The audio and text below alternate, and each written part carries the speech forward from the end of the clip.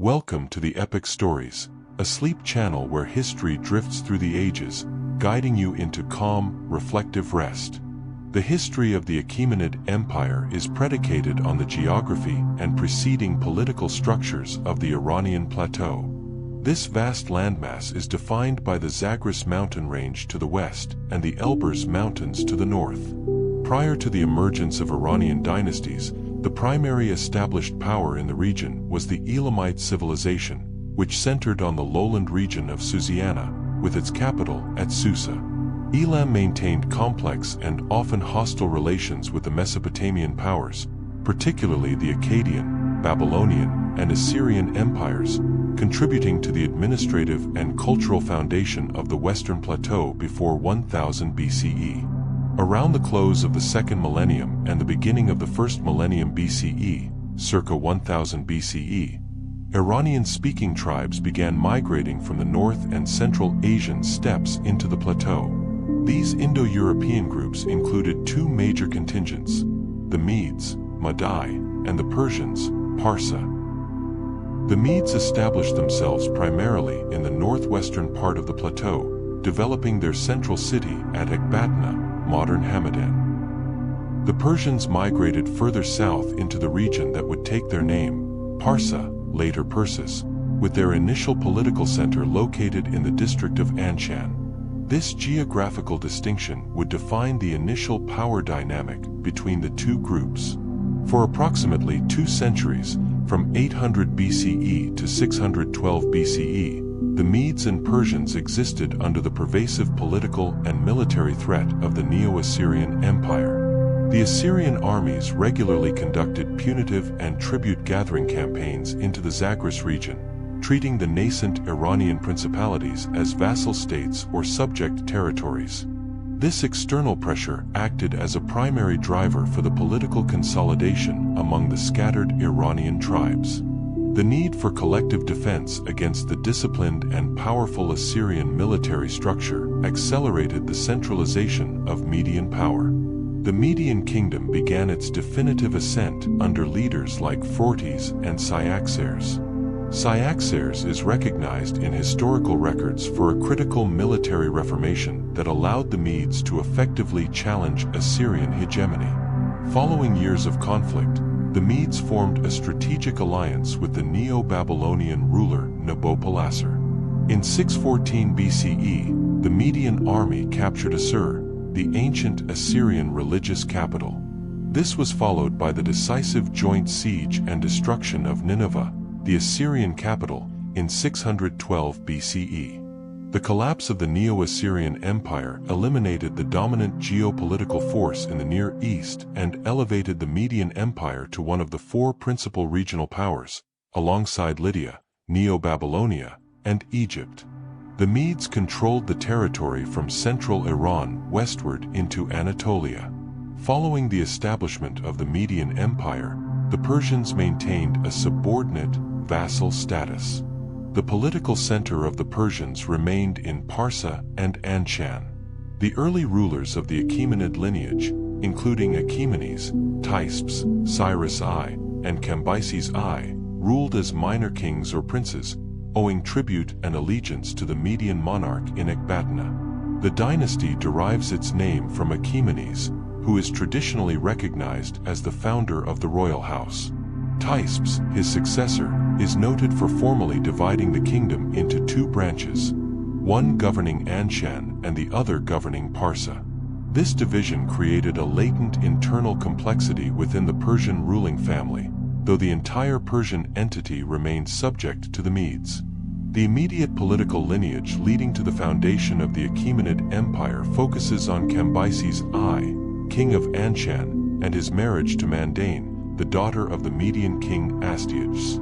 This union was a standard diplomatic arrangement designed to secure the loyalty of the powerful Persian vassal through familial ties.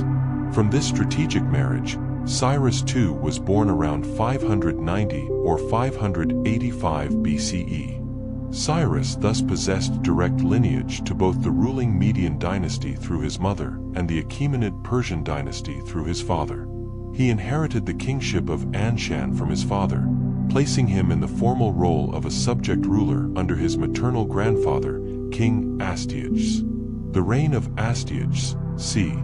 585 to 550 BCE, was the final phase of Median dominance.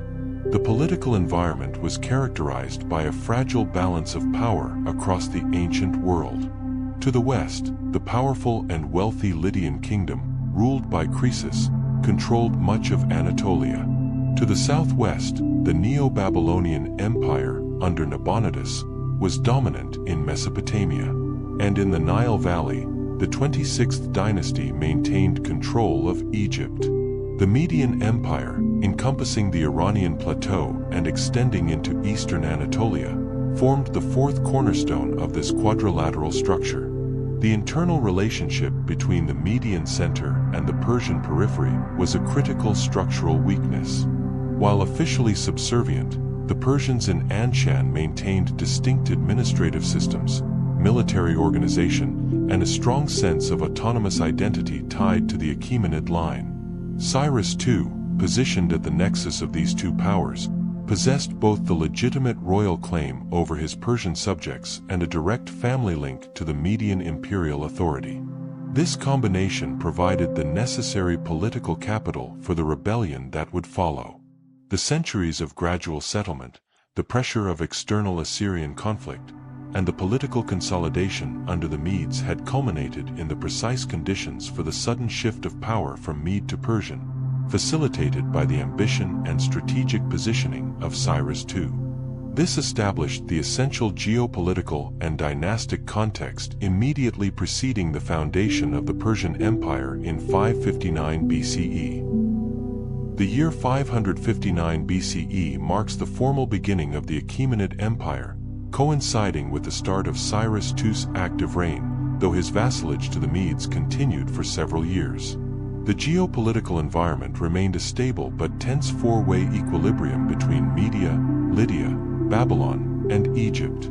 Cyrus II, king of Anshan, initiated his political consolidation by cementing control over the various Persian and related Iranian tribes in the south, leveraging his dual lineage and the long-standing Achaemenid claim to regional authority. The critical turning point occurred in 553 BCE when Cyrus openly rebelled against his grandfather, Astyages, the Median king. This was a calculated risk that exploited discontent within the Median military aristocracy and administration. The conflict lasted approximately 3 years. The culmination of the Median-Persian War was the Battle of Pasargadae. Accounts suggest that a significant portion of the Median army, disillusioned with Astyages' rule, defected to the Persian side, facilitating Cyrus's victory. By 550 BCE, Ecbatana, the Median capital, had fallen, and Astyages was captured. Cyrus II handled this unprecedented political transition with strategic foresight. Unlike the Assyrians who habitually destroyed the capitals of conquered enemies, Cyrus treated the Median capital and its institutions with respect. He retained the Median administrative structure, adopted their court ceremonies, and incorporated Median nobles into high positions within his new imperial government. This policy was designed not to subjugate the Medes but to integrate them, transforming the conquest into a dynastic transfer of power from one Iranian family, the Medes, to another, the Persians. This act effectively unified the Iranian plateau under Achaemenid rule, forming the first true expansive empire of the Persians. The sudden rise of Cyrus II destabilized the existing regional balance of power, specifically alarming the Lydian king Croesus, who had long viewed the Medes as a necessary buffer against the Babylonians and as a co-equal power. Croesus, fearing the increased power of the newly unified Iranian state, launched a preemptive campaign against the Persians in 547 BCE. Croesus crossed the Halys River, the traditional boundary between the Lydian and Median spheres of influence. The subsequent Battle of Tyria was inconclusive. Croesus, anticipating that the war season was ending, withdrew to his capital at Sardis to regroup and summon allies, notably the Egyptians and the Spartans, for the following spring. Cyrus, however, pursued a strategy of rapid, year-round warfare, which was unexpected by the Lydians. Cyrus marched his army deep into Anatolia during the winter months. The decisive engagement, the Battle of Thymbra, took place near Sardis in late 547 BCE. Cyrus's tactical use of camel corps, who sent reportedly panicked the Lydian cavalry horses, contributed significantly to the Persian victory. Sardis was besieged and fell shortly thereafter, and Croesus was captured. The conquest of Lydia secured the western frontier of the nascent Achaemenid Empire and gave the Persians control over the wealthy Greek cities of Ionia and the Aegean coast. This brought the Persian Empire into direct, long-term contact and conflict with the Greek city-states for the first time. Cyrus immediately faced and suppressed revolts in Ionia and Curia, establishing satrapies, provincial governorships, to manage the vast new territory. The immense wealth of Lydia, which controlled the gold and silver trade of Anatolia, was transferred into the Persian treasury, providing the necessary economic resources for further expansion. With the west secured, Cyrus focused on the east. Between 546 BCE and 540 BCE, Persian armies campaigned across eastern Iran, Afghanistan, and Central Asia, incorporating the regions of Parthia, Hyrcania, Arya, Bactria, Sogdiana, Chorasmia, and Gandhara. These conquests were essential for securing the empire's vast hinterland, controlling the lucrative trade routes, and accessing the large pools of manpower necessary for the imperial army. This expansion resulted in the Achaemenid Empire becoming the largest the world had yet seen, stretching from the Aegean Sea to the Indus River. The final and most significant Western target was the Neo-Babylonian Empire. Babylon controlled Mesopotamia, Syria, and Palestine, representing the economic and cultural heart of the ancient Near East. The Babylonian king, Nabonidus, was largely unpopular with the priestly class in Babylon due to his devotion to the moon god Sin and his prolonged absence from the capital. Cyrus leveraged this internal dissent, presenting himself not as a foreign conqueror, but as a liberator. In 539 BCE, the Persian army, led by Cyrus, defeated the Babylonian forces under Nabonidus's son, Belshazzar, at the Battle of Opis. Following this defeat, the city of Babylon was taken with minimal resistance, allegedly through a strategic diversion of the Euphrates River to allow the Persian army to march across the riverbed and enter the city through the lower gates. The capture of Babylon was an event of immense geopolitical and symbolic importance. The conquest of Babylon is renowned for Cyrus's subsequent proclamation, known as the Cyrus Cylinder. This clay cylinder, inscribed in Akkadian cuneiform, outlines Cyrus's legitimate succession and his benevolent policies. Critically, it details his decision to allow the various peoples exiled by the Babylonians, most notably the Jews, to return to their homelands, restore their temples, and practice their native religions. This decree terminated the Babylonian exile, initiating the return to Zion, and cementing Cyrus's reputation as a uniquely tolerant and humanitarian ruler in ancient history. By 539 BCE, the Achaemenid Empire controlled all of Western Asia. Only Egypt remained independent. Cyrus then turned his attention to the northeastern frontiers, often plagued by incursions from nomadic tribes. In 530 BCE, while campaigning against the Massagetæ, a formidable equestrian tribe across the Jaxartes River, Sir Daria, Cyrus II was killed in battle.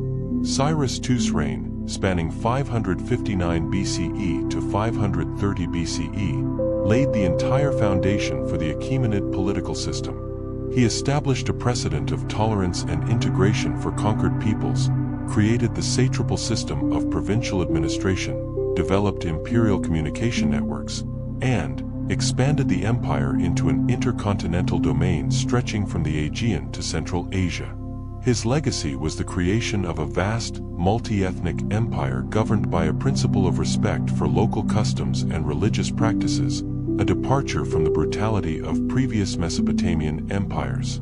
The mantle of rule passed to his son, Cambyses II. Upon the death of Cyrus II in 530 BCE, the transition of power was immediately handled by his son, Cambyses II. Cambyses inherited the largest empire the world had ever seen, but one whose structures were still nascent and whose vast geography presented inherent administrative challenges.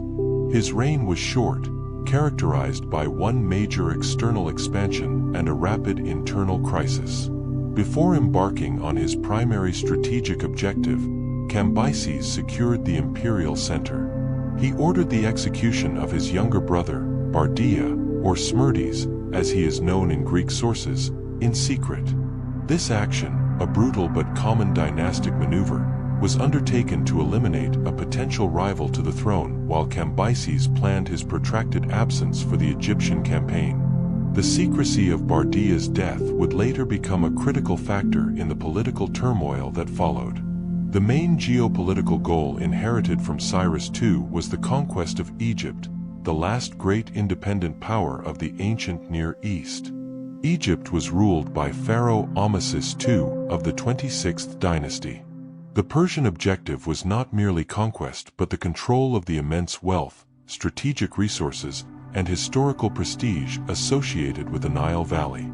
Cambyses spent 4 years preparing this massive logistical undertaking, which involved coordinating resources from across the vast empire, including naval support from Phoenicia and Cyprus, and securing access through the difficult Sinai Peninsula. In 525 BCE, the Persian army, personally led by Cambyses, engaged the Egyptian forces under the new pharaoh Psamtik III.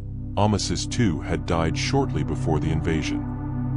The decisive confrontation was the Battle of Pelusium, fought on the eastern delta of the Nile. The Persian military superiority, particularly in combined arms and disciplined infantry, proved effective against the Egyptian and Greek mercenary forces. Following the victory, Cambyses proceeded to the capital, Memphis, which fell after a siege. The conquest of Egypt marked the formal end of the 26th dynasty and brought the Nile Valley into the Achaemenid Empire, which now stretched uninterrupted from the Aegean Sea to the Libyan Desert and the Indus River Valley. Cambyses assumed the title of pharaoh, establishing the 27th dynasty of Egypt. Cambyses's rule in Egypt is the subject of conflicting historical records. Greek sources, notably Herodotus, depict him as an erratic, cruel, and sacrilegious ruler who committed acts of impiety against Egyptian temples and local gods, culminating in madness. Egyptian sources, however, offer a more complex and often contradictory view. Certain native inscriptions indicate that Cambyses respected Egyptian religious traditions, patronized temples, and upheld the pharaonic customs necessary for legitimacy. For instance, he funded the funerary rites of an Apis bull, a sacred symbol of Ptah. This historical disparity suggests that while Cambyses's temperament may have been autocratic, his initial policy, in line with Achaemenid precedent, aimed at accommodation and control, not pure destruction. However, the subsequent years were marked by military failures, including a disastrous campaign into Nubia, modern Sudan, and the loss of a separate force in the western desert, which certainly diminished his military prestige. The critical phase of Cambyses's reign began in 522 BCE. While Cambyses was still stationed in Egypt, news reached him of a massive revolt and a claim to the Achaemenid throne back in the imperial heartland of Media and Parsa. The usurper claimed to be Bardia, the very brother Cambyses had executed in secret years earlier. This claimant, whose actual identity is widely believed to be a Median priest named Gaumeta, successfully exploited the secrecy surrounding the true Bardia's death and the lingering resentment of Median nobles against Persian domination. This sudden political instability escalated into a full-blown imperial crisis. The usurper, Gaumeta, was able to secure wide support, especially among the Median, Elamite, and Eastern Iranian populations, suggesting that Cambyses's long absence and the underlying ethnic tensions within the empire provided fertile ground for rebellion. The crisis threatened to dissolve the newly forged Achaemenid unity and return the empire to the fractured state of Iranian tribalism. Cambyses immediately prepared to return to the Iranian plateau to confront the usurper. However, his journey was cut short. In the spring of 522 BCE, while traveling through Syria, or, according to some sources, near Ecbatana, Cambyses too died. The circumstances surrounding his death are ambiguous. While classical sources suggest it was an accident, a self-inflicted wound or natural causes, the nature of the subsequent political struggle strongly suggests foul play or a severe military setback. His death left the Achaemenid throne officially vacant, leaving the usurper Gaumata in control of the vast empire. The reign of Cambyses II, though brief, achieved a major strategic goal, the incorporation of Egypt, but ended in catastrophic dynastic failure. His personal decisions, particularly the secret execution of Bardia, created the precise conditions for the rise of the false Bardia, Gaumata, which plunged the empire into a year of civil war and political chaos immediately following his death. The imperial system, so rapidly and successfully built by Cyrus, faced its first existential challenge, a crisis of succession compounded by deep ethnic grievances. The responsibility to restore the Achaemenid dynasty fell to a collateral branch of the family. The death of Cambyses II in 522 BCE left the vast Achaemenid Empire under the control of the usurper, Gaumata, the Median priest who successfully impersonated the executed Prince Bardia. Gaumata's reign, though short, was characterized by policies designed to secure popular support and undermine the established Persian nobility. He relieved the populace of taxes and military service for 3 years, a populist measure that solidified his initial base of power, particularly among the subject populations and the Medes. This period marked the apex of the imperial crisis, with the legitimate Achaemenid line extinguished or absent. The restoration of order was orchestrated by Darius, the son of Hystaspes. Darius was a high-ranking Persian noble and a member of a collateral branch of the Achaemenid royal family. His lineage traced back to Ariaramnes, the brother of Cyrus I, who had held the sub-kingship of Parsa while Cyrus I controlled Anshan. Darius had served Cambyses II as a spear-bearer, placing him close to the center of imperial power and providing him with critical institutional knowledge and loyal contacts within the Persian military elite. Darius recognized the critical danger posed by Gaumata's successful deception and the resulting centrifugal forces threatening to dismantle the empire. In September 522 BCE, Darius, along with 6 other high-ranking Persian conspirators, orchestrated a coup d'état. They managed to infiltrate the fortress of Sikiyavati, near Ecbatana, where Gaumata was residing, and killed the usurper. This swift action removed the immediate source of the rebellion and secured the Achaemenid throne for Darius. Darius immediately had to justify his seizure of power, as he did not descend from the direct line of Cyrus the Great. His claim was based on 3 pillars: his Achaemenid ancestry, though through the junior line, his physical removal of the usurper, and, crucially, the systematic suppression of the subsequent widespread revolts.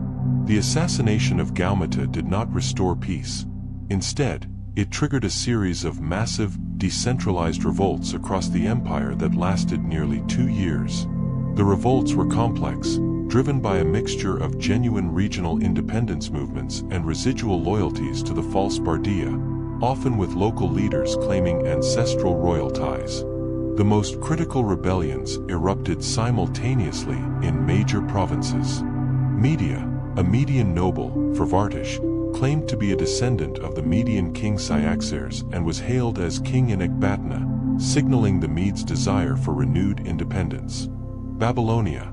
Multiple individuals claimed the Babylonian throne, initiating separatist movements in the empire's economic heartland. Elam, Parthia, and Margiana. These eastern and southern regions also saw local elites rise up to reassert their autonomy. Darius spent the years 522 BCE and 521 BCE, campaigning relentlessly to restore order. He personally led armies in the most strategic areas. The accounts of these campaigns, spanning 19 major battles across disparate territories, indicate the severity of the crisis. Darius systematically defeated each major rival, often employing brutal tactics to make clear the consequences of defying central imperial authority. By 520 BCE, the major revolts were suppressed, and the Achaemenid Empire was intact, though scarred by the immense internal conflict. To legitimize his rule, justify the coup, and provide a permanent record of his actions, Darius commissioned the Behistun inscription, 520 to 518 BCE. This monumental work was carved high into a cliff face along the major road connecting Ecbatana and Babylon. The inscription is trilingual, written in Old Persian, Elamite, and Babylonian, Akkadian. The content of the inscription serves as Darius's official autobiography and political propaganda. It provides the only contemporary account of the events of 522 BCE. Lineage: Darius establishes his Achaemenid lineage, tracing his ancestry back to Thespes. The usurpation: he details the conspiracy, asserting that the man he killed was the impostor Gaumeta, not his cousin Bardia, whom Cambyses had secretly killed. Restoration of order: he meticulously lists the 19 battles fought and the 9 lying kings who were defeated, crediting his success entirely to the support of the supreme Persian deity, Ahura Mazda. Moral authority: Darius presents himself as the legitimate agent of Ahura Mazda, restoring truth, Asha, and crushing falsehood, Druj, thereby giving his rule a divine and moral sanction that transcended mere military force. The Behistun inscription is not just a historical document, it is a critical piece of political theater and administrative data.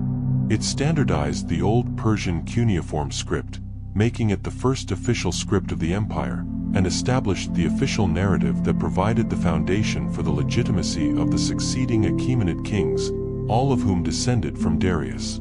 With the empire secured and his legitimacy established through inscription, Darius began the crucial work of institutionalizing and expanding the imperial structure, moving beyond the foundational framework left by Cyrus II. This included establishing a fixed capital, implementing standardized currency, and initiating massive building projects, setting the stage for the true golden age of the Achaemenid system. Having suppressed the revolts and established his dynastic legitimacy, Darius the Great, initiated a comprehensive program of administrative, economic, and infrastructural reform that transformed the Achaemenid dominion from a collection of conquered territories into a sophisticated, centrally managed empire. These reforms solidified the structures that allowed the Achaemenid state to endure for 2 centuries. The most critical administrative reform was the formalization and restructuring of the satrapal system. Cyrus II had established the initial concept, but Darius codified it. He divided the empire into approximately 20 large administrative units, called satrapies, each governed by a satrap, Persian, Kshatrapavan, meaning protector of the kingdom. Satraps were typically members of the Persian nobility, appointed directly by the king and responsible for local administration, justice, and maintaining internal order. To prevent overconcentration of power, Darius implemented a system of checks and balances known as the triple control. Within each satrapy, the satrap's civil authority was monitored by 2 independent officials. The general, Karana, commanded the military forces stationed in the province, answering directly to the king. The secretary, royal scribe, managed official correspondence and recorded the satrap's actions, also reporting to the central administration. Additionally, Darius instituted the legendary eyes and ears of the king, royal inspectors who traveled throughout the empire, often unannounced, to observe and report on the conduct of the satraps and other local officials. This espionage network ensured that the central authority of the King of Kings, Shahanshah, remained supreme across the vast distances.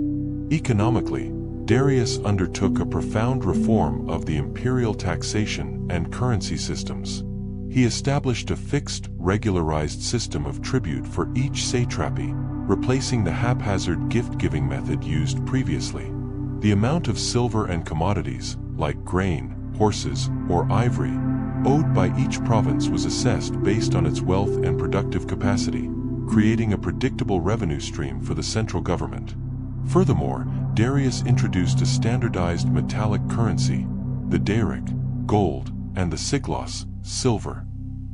The daric was a gold coin of consistent weight and purity, featuring an image of the great king as an archer. This standardization revolutionized trade, simplified tax collection, and facilitated the movement of goods and payment of troops across the empire, linking its diverse economies. In terms of infrastructure, Darius oversaw massive public works, most notably the construction of the Royal Road. This monumental roadway stretched approximately 2,699 kilometers, 1,677 miles, from Sardis in Lydia to Susa, the empire's administrative capital. The road was not merely a thoroughfare but a system of rapid communication and military logistics. Along its length, relay stations were established at regular intervals, maintained by the Angarayan, the imperial postal service. Messengers, riding in relays, could cover the entire distance in about 7 days, a time frame impossible for individual travelers. This system ensured that news, royal decrees, and intelligence reached the king swiftly, overcoming the geographical challenge of managing such a colossal empire. Darius also established a new, purely Persian, political and ceremonial center, Persepolis. Situated in the heart of Parsa, Persepolis was not an ordinary city but a massive complex built primarily for celebrating Nowruz, the Iranian New Year, and for ceremonial functions. The architecture, drawing on Elamite, Babylonian, Egyptian, and Greek motifs, visually articulated the unified, multi-ethnic nature of the Achaemenid state, symbolizing the King of Kings' dominion over all these cultures. Susa and Ecbatana remained primary administrative centers, but Persepolis served as the physical manifestation of Persian imperial power and identity. In foreign policy, Darius launched punitive campaigns to extend the empire's boundaries and secure trade routes. Around 513 BCE, he led a major expedition across the Bosphorus into Thrace and campaigned against the Scythian tribes north of the Danube River. While the Scythian campaign itself did not result in permanent territorial gain, it secured the northern border and established a strategic presence in the Balkans, directly impacting Greek affairs. The most significant strategic development of the late 6th century BCE was the emergence of the conflict with the European Greeks. The Persian expansion into Anatolia meant the subjugation of the Ionian Greek city-states. These cities, chafing under Persian rule and the administration of local tyrants, often installed by the satraps, rebelled in 499 BCE, the Ionian Revolt. The Ionian Greeks were briefly supported by two mainland Greek cities, Athens and Eretria. Darius spent 5 years suppressing this revolt, culminating in the destruction of Miletus in 494 BCE. The involvement of Athens and Eretria was considered an unacceptable violation of the imperial border and a direct affront to the great king. This intervention provided the immediate casus belli for Darius's subsequent retaliatory campaigns into mainland Greece, marking the formal initiation of the Persian Wars. The suppression of the Ionian Revolt in 494 BCE concluded the conflict in Anatolia, but transitioned the imperial focus westward. Darius I viewed the military assistance rendered by Athens and Eretria to the Ionian rebels as a clear infringement upon Achaemenid's sovereign territory. This provided the official justification for the initiation of punitive military campaigns against mainland Greece, collectively known as the Greco-Persian Wars. Darius's initial strategic move was to secure the lines of communication and supply through the Balkans. In 492 BCE, a large-scale Persian force was assembled under the command of his son-in-law, Mardonius. The objectives of this campaign were twofold: to re-establish undisputed control over Thrace and to compel the submission of Macedon, thereby securing the European flank and land route for future invasions. Mardonius successfully achieved both objectives, fully incorporating both Thrace and Macedon as dependencies of the Achaemenid Empire. However, the naval contingent accompanying the expedition suffered a catastrophic loss. A severe storm off the coast of Mount Athos destroyed a significant portion of the fleet, reportedly numbering several hundred ships. This logistical disaster forced Mardonius to retreat, postponing the direct engagement with the primary target cities of Athens and Eretria. Following the failure of Mardonius's naval element, Darius planned a more direct, seaborne assault across the Aegean Sea, bypassing the unpredictable land and sea routes around Mount Athos. The objective of the 490 BCE campaign was purely punitive, to sack the two Greek cities responsible for the Ionian intervention. The military command was entrusted to the Median general Datis and Artaphernes, the son of the satrap of Sardis, reflecting the Achaemenid policy of using both Persian and Median high command. This force was primarily naval, consisting of approximately 600 transport ships and triremes, carrying an estimated 20,000 to 25,000 infantry and cavalry. The Persian fleet successfully navigated the Aegean, demonstrating the logistical capability of the Achaemenid state to project power deep into the Mediterranean. After securing the Cycladic Islands, the fleet made landfall on the island of Euboea. The city of Eretria was the first target. The siege of Eretria was short-lived, as the city was quickly betrayed by internal factions. Eretria was captured, systematically sacked, and its population was enslaved and deported to Persia, a stark demonstration of the consequences of defying the great king.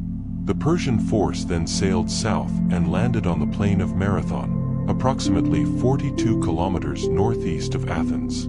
This location was chosen for its suitability for cavalry deployment, a significant component of the Persian military structure.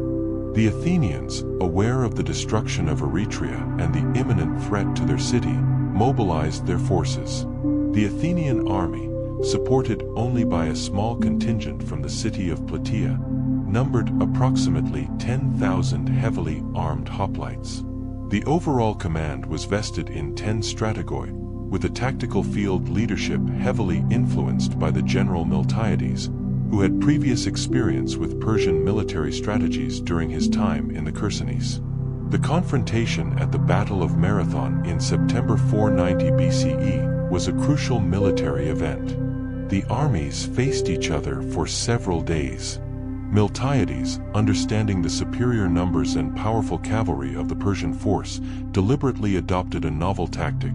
He weakened the center of the Athenian line, drawing the elite Persian and Saka infantry inward, while strengthening the wings with the maximum available hoplite depth. This allowed the reinforced wings to rapidly envelop the Persian forces once the Persian center was engaged and advancing. The resulting collapse of the Persian flanks proved decisive. The Persian infantry, accustomed to fighting in open order and without the heavy defensive armor of the hoplites, were quickly routed and pushed back toward the ships. The Persian losses were severe, estimated by Herodotus to be 6,400 dead, compared to only 192 Athenian fatalities. The Athenian victory at Marathon demonstrated the superiority of the hoplite phalanx in certain terrain and marked the first time a European army successfully defeated a large Persian imperial force. Following the defeat, the Persian commanders, Datis and Artaphernes, attempted a rapid naval circumnavigation of Attica to attack the undefended city of Athens before the returning Athenian army could arrive. However, the Athenian forces marched back immediately after the battle, covering the distance in less than a day. Seeing that Athens was defended, the Persian fleet withdrew, returning to Asia without achieving their primary objectives. The years immediately following Marathon, 490 to 486 BCE, were consumed by logistical planning in the Achaemenid court. Darius I, determined to avenge the defeat and incorporate all of Greece, began preparations for a massive, full-scale invasion that would dwarf all previous campaigns. This required immense stockpiling of resources and military assets. However, these preparations were interrupted in 486 BCE by a major revolt that erupted in the recently conquered province of Egypt, demanding immediate imperial attention. Before Darius could address either the Greek invasion or the Egyptian rebellion, he died in 486 BCE, ending his 36-year reign. The responsibility for executing the grand invasion plan and managing the internal imperial instability passed to his son and designated successor, Xerxes I. The ascension of Xerxes I in 486 BCE initiated a period of consolidation before the final, massive confrontation with Greece. Xerxes, the son of Darius I and Atossa, the daughter of Cyrus the Great, was selected as the successor, inheriting the strategic objectives of his father. His immediate priority was to quell the persistent Egyptian revolt. By 484 BCE, Xerxes had successfully suppressed the rebellion, placing Egypt under firm control and appointing his own brother, Achaemenes, as satrap. Shortly thereafter, a smaller but significant revolt in Babylon was also crushed. These actions secured the empire's major financial and strategic provinces, allowing Xerxes to dedicate the full resources of the Achaemenid state to the renewed invasion of Greece. Xerxes's plan for the second invasion was conceived on a scale unprecedented in ancient military history.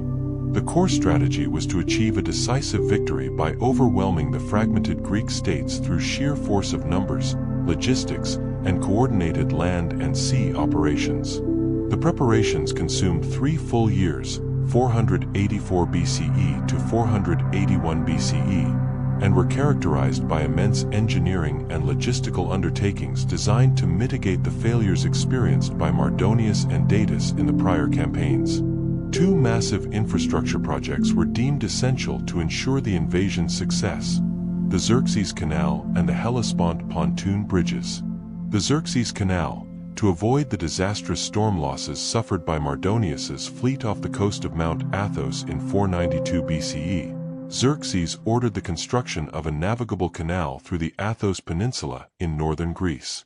This canal, approximately 2.4 kilometers, 1.5 miles, long and wide enough for 2 triremes to pass abreast, was a testament to Achaemenid engineering capability and resource allocation.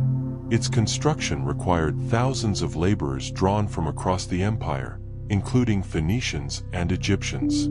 While often viewed by the Greeks as an act of imperial arrogance, it was a necessary tactical measure to ensure the safety and speed of the naval supply line. The Hellespont pontoon bridges, to ensure the secure and uninterrupted passage of the immense land army from Asia Minor, the satrapy of Phrygia, into Europe, Thrace, Xerxes commissioned the construction of 2 massive pontoon bridges across the Hellespont, Dardanelles.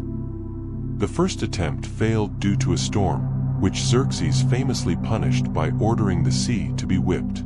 The subsequent construction involved 2 separate bridge spans, anchored by cables of flax and papyrus, supported by hundreds of converted ships lashed together.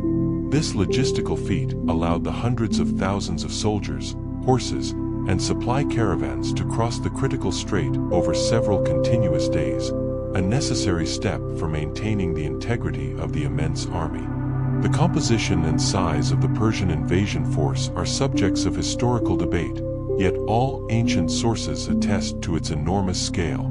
The army, often referred to as a host, represented nearly every satrapy of the empire, resulting in a multi-ethnic force speaking dozens of languages: Persians, Medes, Sakas, Bactrians, Indians, Assyrians, Egyptians, Phoenicians, and Greeks from the Ionian cities. The elite core of the army remained the immortals, the king's personal guard and standing army, and the highly trained Persian cavalry. The logistical supply chain required to feed and equip this massive army for months of campaigning across European territory presented the greatest challenge. Massive supply depots were established along the route through Thrace and Macedon well in advance of the army's movement. Supply ships shadowed the army along the coast, requiring coordinated land-sea movements and communication. By 481 BCE, Xerxes formally summoned delegates from the Greek city-states, demanding their submission by offering the traditional Persian symbols of earth and water. Many smaller Greek states complied, known as the Medizing states. However, the leading polis, notably Athens and Sparta, refused and began organizing a unified defense. They formed the Hellenic League at the Isthmus of Corinth, agreeing to pool their military resources and end internal conflicts. The strategy adopted by the Hellenic League, driven primarily by the Athenian general Themistocles, was to utilize the challenging Greek geography, specifically narrow mountain passes and confined sea channels, to negate the Persian numerical advantage. In the spring of 480 BCE, the full Achaemenid force, with Xerxes I personally at its head, finally began its deliberate march across the Hellespont into Europe. The army moved slowly through Thrace and Macedon, collecting supplies and further contingents. The first planned line of Greek defense was the narrow coastal pass of Thermopylae, the Hot Gates, on land, and the simultaneous engagement of the Persian fleet at the Straits of Artemisium by the allied Greek naval force. The sheer scale and successful movement of the Persian military machine represented the apex of the Achaemenid military and logistical power projection. In the summer of 480 BCE, the immense Achaemenid invasion force under Xerxes I reached the northern borders of Greece. The Hellenic League had formulated a strategy based on utilizing defensive choke points to neutralize the Persian superiority in numbers. This strategy involved a simultaneous defense on two fronts: the narrow mountain pass of Thermopylae on land and the nearby Straits of Artemisium at sea. The land defense at Thermopylae was led by the Spartan king Leonidas, commanding a small, highly disciplined force of approximately 7,000 Greek hoplites, including 300 Spartans. The terrain of the pass severely restricted the Persian ability to deploy their infantry and, critically, their superior cavalry. For 2 days, the Greek defenders successfully held the narrow pass, inflicting heavy casualties on the forward contingents of the Persian army, including the Medes and the elite immortals, demonstrating the effectiveness of the phalanx formation in confined spaces. The stalemate was broken on the third day when a local Malian, Ephialtes, revealed a hidden goat track that allowed the Persian contingent, led by the general Hydarnes, to circumvent the main Greek force and attack from the rear. Recognizing the inevitable envelopment, Leonidas dismissed the majority of the allied troops, retaining only the Spartans, Thespians, and Thebans to cover the retreat. The final stand of the defenders secured the passage of the main Greek army to the south, but resulted in the annihilation of the rearguard. The pass of Thermopylae was secured by Xerxes. Contemporaneously with the land battle, the allied Greek fleet, primarily composed of Athenian and Corinthian triremes, engaged the Persian fleet at the Battle of Artemisium. The engagement, lasting several days, was tactically inconclusive. The Persian fleet, despite its superior numbers, suffered significant losses due to storms and repeated Greek raids. However, with the news that the land defense at Thermopylae had collapsed, the Greek fleet retreated south to maintain its cohesion and prepare for a later, more advantageous engagement. With the northern barriers breached, central Greece lay open to the advancing Persian army. Boeotia submitted, and Xerxes proceeded toward Attica. The Athenians, following the advice of their general Themistocles, enacted a prearranged evacuation plan, moving the entire population to the island of Salamis and the Peloponnese. In September 480 BCE, Xerxes entered the city of Athens, which was largely deserted. The city was subsequently sacked, and the temples on the Acropolis were burned, fulfilling the punitive objective of avenging the burning of Sardis and the Persian insult at Marathon. The decisive naval confrontation occurred at the Battle of Salamis in September 480 BCE. Themistocles successfully lured the massive Persian fleet into the narrow straits between the mainland and the island of Salamis. The constricted space negated the Persian numerical advantage, which consisted mainly of larger, less maneuverable Phoenician, Egyptian, and Ionian vessels. The smaller, heavier Greek triremes, operating with superior local knowledge and coordinated strategy, were able to ram and sink or immobilize the Persian ships in the chaotic, crowded waters. The destruction of the Persian fleet at Salamis was a strategic catastrophe for the Achaemenid invasion. The navy was the critical component of the supply chain, responsible for provisioning the immense land army and maintaining the line of communication with Asia. Without naval superiority, Xerxes could not guarantee the logistical support required to maintain a massive land force deep within hostile territory for the following campaigning season. Recognizing the imminent logistical collapse and the continued resistance of the unified Hellenic League, Xerxes made the strategic decision to withdraw the majority of his army back to Asia Minor, personally leading the retreat across the Hellespont before winter.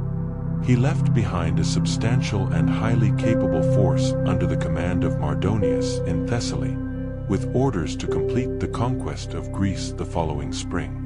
The final military engagement of the campaign occurred in 479 BCE. The remaining Persian forces under Mardonius were finally engaged by the combined allied Greek army, including the largest Spartan contingent yet assembled, at the Battle of Plataea. The Persian forces, despite their superior cavalry, were heavily defeated by the massed Greek hoplites. Mardonius was killed in the battle, and the remnants of the Persian army were routed, definitively ending the Achaemenid attempt to conquer mainland Greece.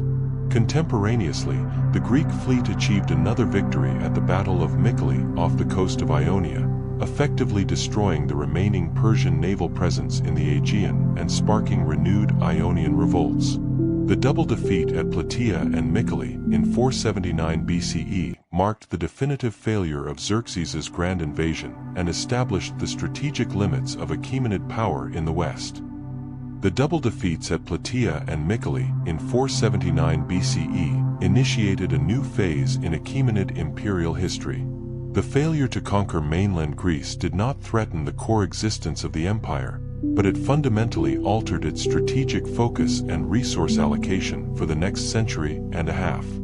Following the withdrawal, the Achaemenid priority shifted from outward expansion to internal consolidation and the defense of existing territories. The Greek city-states, galvanized by their victories, formed the Delian League in 478 BCE, led by Athens. This league aggressively pursued the war against Persia, systematically pushing the Achaemenid garrisons and fleets out of the Aegean Sea and Ionia. This conflict, known as the Pentacontetia, effectively removed Persian control from the coast of Asia Minor and the Hellespont for several decades.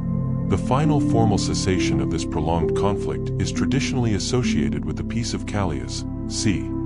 449 BCE, a treaty which, if genuine, established a clear boundary. The Persians would refrain from sending warships into the Aegean and would acknowledge the autonomy of the Greek cities in Asia Minor. The reigns of Xerxes' successors, Artaxerxes I, 465 to 424 BCE, and Darius II, 423 to 404 BCE, focused intensely on maintaining the vast imperial structure. The central Achaemenid court retained ultimate authority, but the sheer size of the empire, combined with the increasing financial demands, began to place immense pressure on the system of indirect rule. These rulers managed the empire primarily through diplomacy and finance, recognizing that large-scale military invasions were unsustainable. The most defining feature of this period was the slow, deliberate rise of the satrapal power.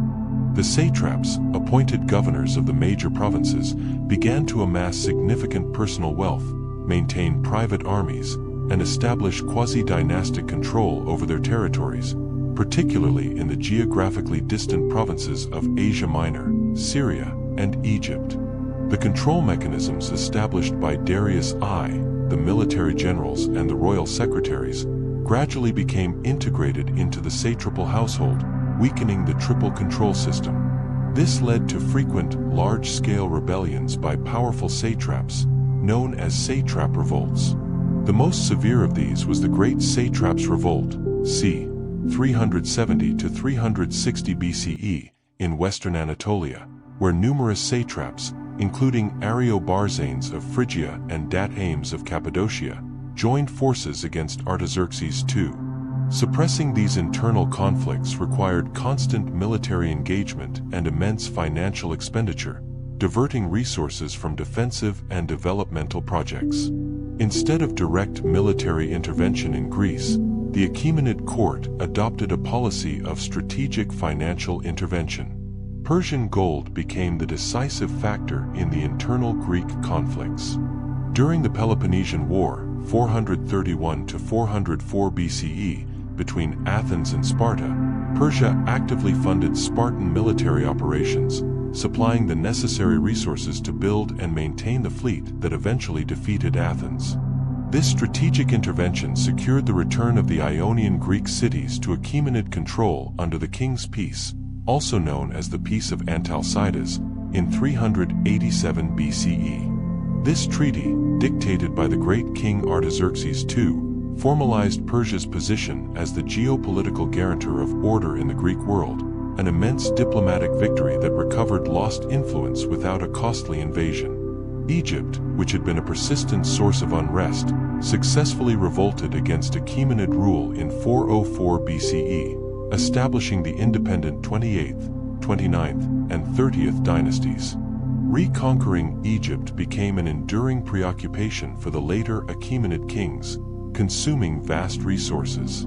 It was not until the reign of Artaxerxes III, 358 to 338 BCE, a ruler known for his ruthless efficiency, that this long-standing objective was finally achieved. In 343 BCE, Artaxerxes III launched a successful, brutal campaign that restored Egypt to the Achaemenid Empire, ending nearly 60 years of Egyptian independence and temporarily restoring the empire to its maximum territorial extent. The brief period of stability achieved under Artaxerxes III was violently short-lived. Artaxerxes III and his eldest sons were assassinated in 338 BCE, likely by the ambitious vizier and eunuch Bagoas, creating a severe dynastic vacuum. Following two brief, puppet reigns, Bagoas was finally executed by Darius III, 336 to 330 BCE, who ascended the throne. Darius III inherited an empire that, while vast and recently consolidated, was politically fragile and burdened by a century of internal revolts and financial strain due to the reliance on mercenary armies and perpetual internal conflicts. The Achaemenid structure had become top-heavy, relying on the tenuous loyalty of powerful regional governors.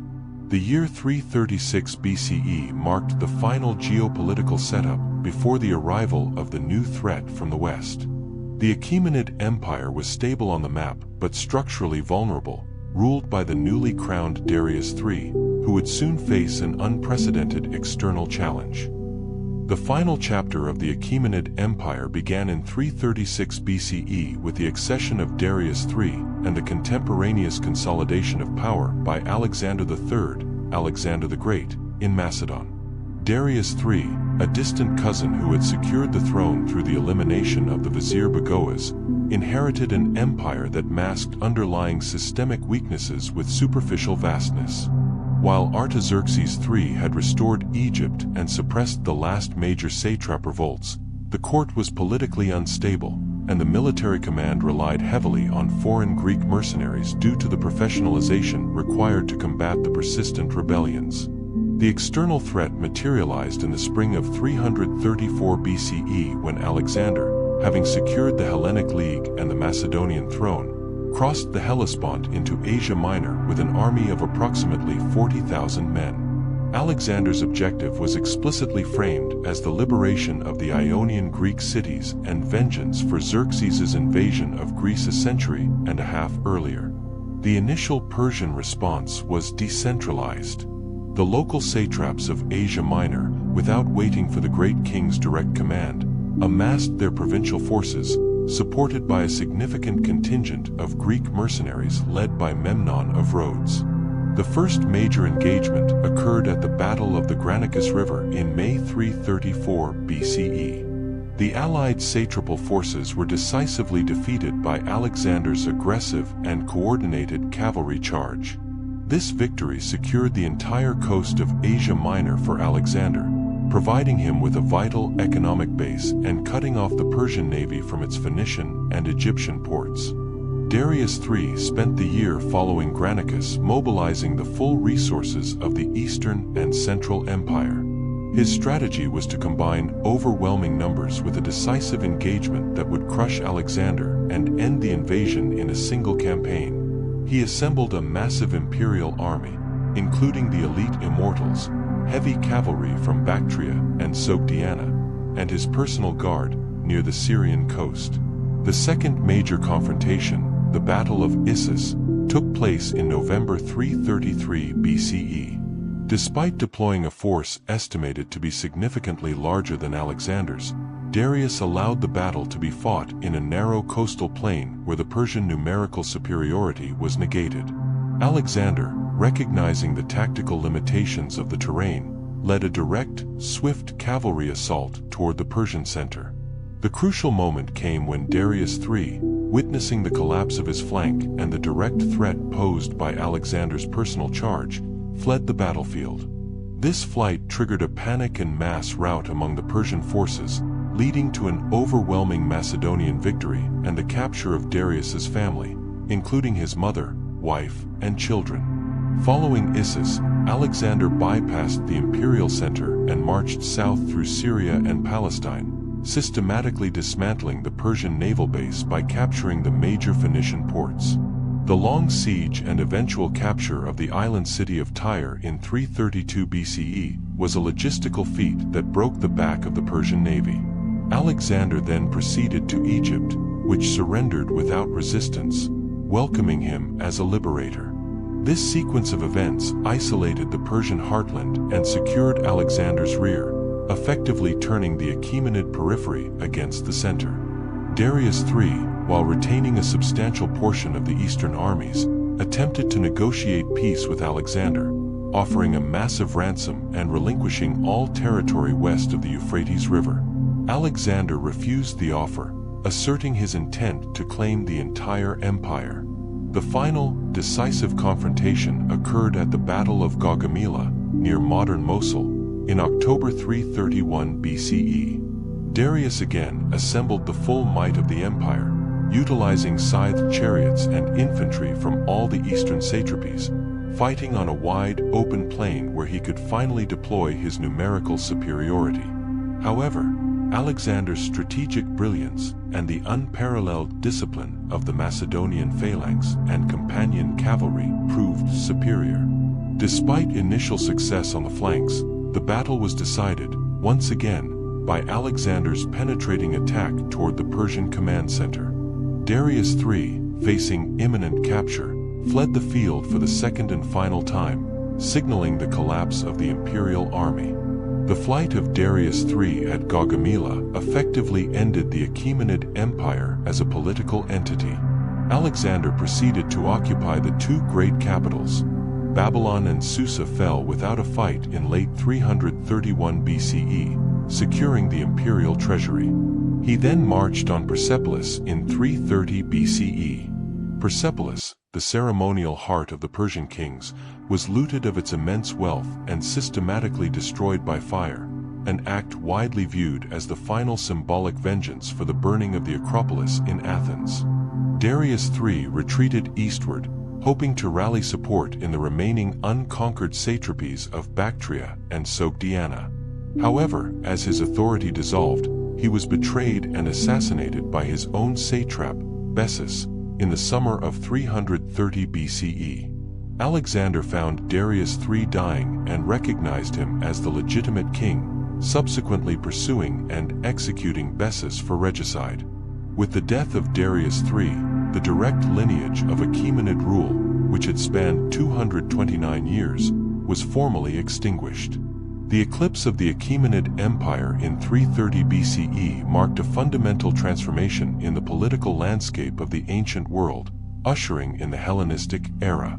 The organizational legacy of Cyrus, Darius, and Artaxerxes, however, did not vanish. The satrapal boundaries, administrative practices, road network, and many cultural elements were retained and integrated by Alexander and his successors, ensuring that the influence of the Achaemenid state survived its political collapse.